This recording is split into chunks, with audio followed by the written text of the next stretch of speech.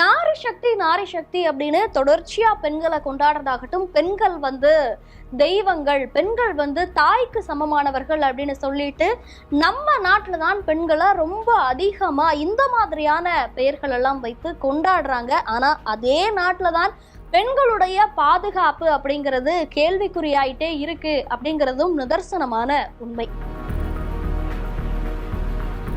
இந்தியாவில் இருக்கக்கூடிய பெண்களுக்கு மட்டும்தான் இந்த ஒரு நிலை இருக்கா, அவர்களுடைய பாதுகாப்பு மட்டும்தான் கேள்விக்குறியா இருக்கா அப்படின்னு கேட்டா இல்ல. வெளிநாட்டில இருந்து இந்தியாவுக்கு சுற்றுலா வரக்கூடிய பெண்களுக்கும் அதே நிலைதான் ஏற்பட்டிருக்கு.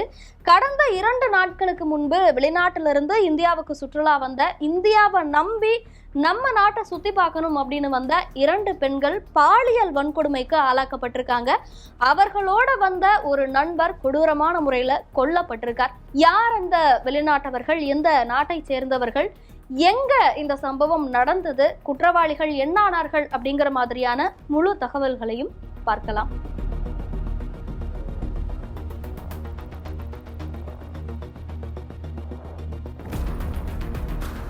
கர்நாடகாவில் இருக்கக்கூடிய ரொம்ப பிரபலமான சுற்றுலா தலங்கள்ல ஒன்று ஹம்பி. இந்த இடத்துக்கு நம்ம எல்லாருக்குமே போகணும் அப்படிங்கிற ஒரு ஆசை இருக்கும். ரொம்ப பிரபலமான சுற்றுலா தலம் அப்படிங்கிறதுனால எல்லாருடைய பக்கெட் லிஸ்ட்லயுமே அந்த ஒரு சுற்றுலா தலம் இடம்பெற்றிருக்கும்.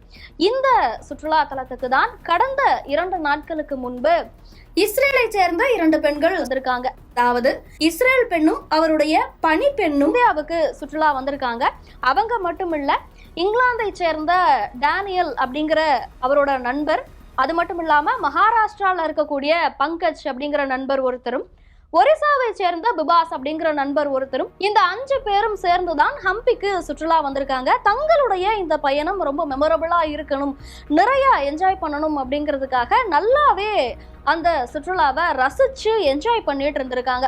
அப்போதான் துங்கபத்ரா நதிக்கரையில் இருக்கக்கூடிய இடது கால்வாய் கிட்ட உட்காந்துட்டு கடந்த 2 நாட்களுக்கு முன்பு இரவு நேரத்துல ஒரு விருந்து அங்கேயே சமைச்சு சாப்பிடலாம் அப்படின்னு சொல்லிட்டு அதுக்கான ஏற்பாடு பண்ணிட்டு ஒரு நல்ல சேஃபான இடத்தை பார்த்து அங்க உட்காந்து சாப்பிட்டுட்டு கிட்டார் வாசிச்சுட்டு ஆட்டம் பாட்டத்தோட அந்த 5 பேரும் தங்களுடைய சுற்றுலாவை என்ஜாய் பண்ணிட்டு இருந்திருக்காங்க. அப்போதான் ஒரு பைக் ஒன்று அவங்க பக்கத்துல நிக்குது. அந்த பைக்ல 3 நபர்கள் இருந்திருக்காங்க. நடுத்தர வயதை சேர்ந்த ஆண்கள் அப்படின்னு சொல்லப்படுது. அது மட்டும் இல்ல, அவங்க இவங்க கிட்ட பெட்ரோல் பங்க் போகணும், உங்களுக்கு வழி தெரியுமா அப்படின்னு கேட்டிருந்திருக்காங்க.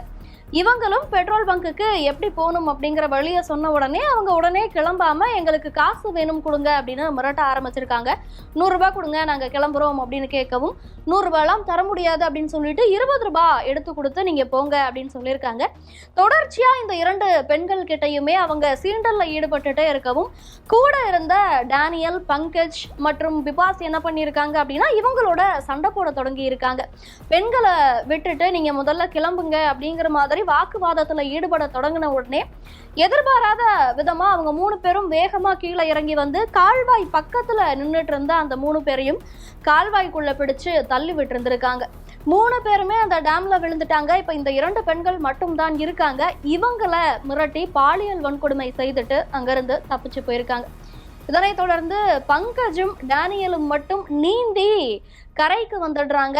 ஆனா பிபாஸ் அந்த நதியில விழுந்தே உயிரிழந்துடுறார். அவருடைய உடல் எங்க இருக்கு அப்படின்னு கூட தெரியல. அந்த நதி முழுக்க தேடுதல் வேட்டையில காவல்துறையினர் ஈடுபட்டு இருக்காங்க. இந்த விஷயத்த அந்த இஸ்ரேல் பெண்கள் கர்நாடக காவல்துறை கிட்ட தெரிவிக்கிறாங்க. உடனடியா காவல்துறையினர் தீவிர விசாரணையில இறங்குறாங்க. அந்த வழியா போன வாகனங்கள் எல்லாம் சோதனை செய்து சிசிடிவி காட்சிகள் எல்லாம் ஆராய்ச்சி செய்து இந்த பெண்கள் சொன்ன அடையாளத்தின் பேர்ல 2 நபர்களை கைது செய்திருக்காங்க.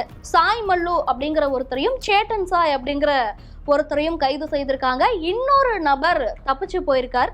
அவரையும் காவல்துறையினர் தீவிரமா தேடிட்டு வராங்க.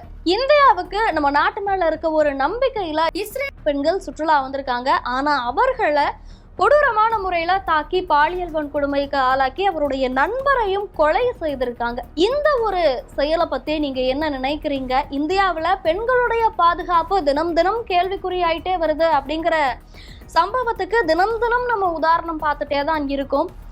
இந்த சம்பவம் குறித்து நீங்க என்ன நினைக்கிறீங்க? இதற்கு என்ன மாதிரியான தீர்வை அரசாங்கம் கொண்டு வர வேண்டும் அப்படின்னு நீங்க நினைக்கிறீங்க அப்படிங்கிற மாதிரியான உங்களுடைய கருத்துக்களை கமெண்ட்ல சொல்லுங்க.